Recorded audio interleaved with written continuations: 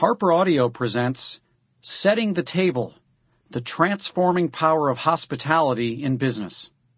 Written and read by Danny Meyer. Copyright 2006 by Danny Meyer. Production and abridgment copyright 2006 by HarperCollins Publishers.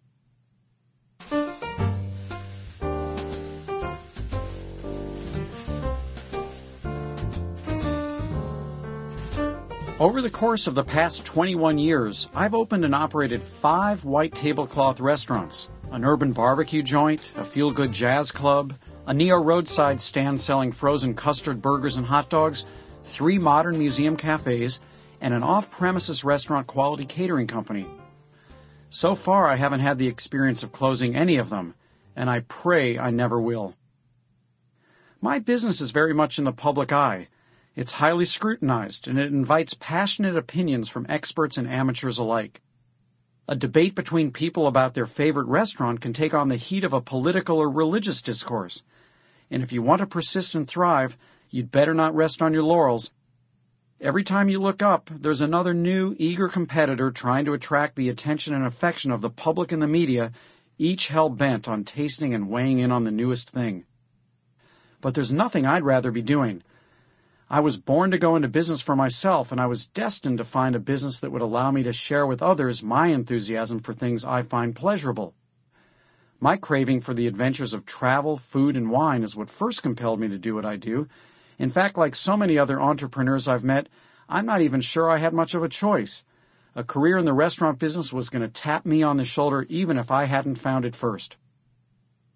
All these years later, the delights of the table continue to stimulate me as I pursue my career.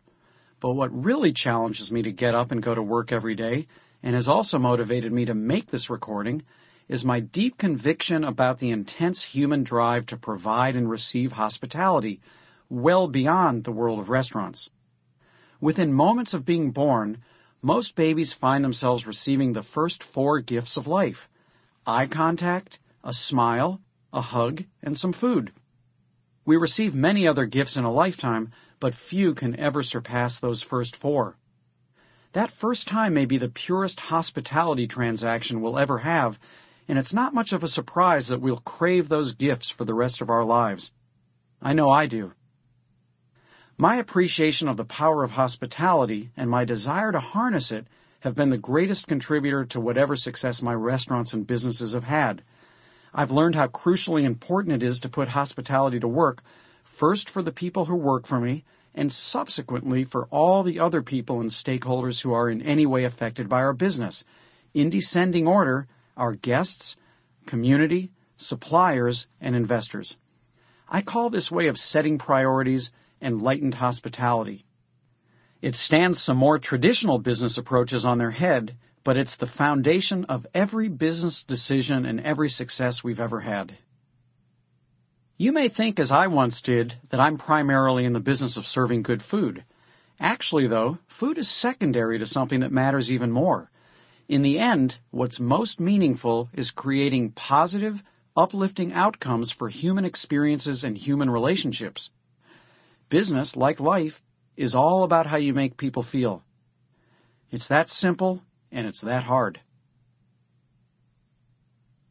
From as far back as I can remember, I've been eating with my eyes, nose, and mouth. When I was 4, I fell in love with stone crab at the Lagoon restaurant in Miami Beach. I couldn't stop eating it, and apparently I couldn't stop talking to anyone who would listen about the quacked crab. Over the next years, I remember savoring variations of key lime pie in Key West, eating my first roadside cheeseburger somewhere in the hills outside Santa Barbara, trying Dungeness crab and saline abalone at San Francisco's Fisherman's Wharf, and having a lobster roll in Ogunquit, Maine.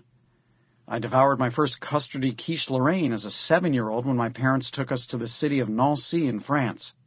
I tasted bottled water, Evian and Vittel, for the first time in the town of Talloires, and I can also remember exactly how the water of Lake Annecy tasted as I swam in it. I discovered fraises des bois, wild strawberries, and crème fraîche at La Colombe d'Or in Saint-Paul-de-Vence. I tasted a baguette with saucisson and pungent moutarde in Paris's Jardin des Tuileries. My writing improved because my mother insisted that I keep a diary of our trip. At the time, I hated doing this. Sample complete. Ready to continue?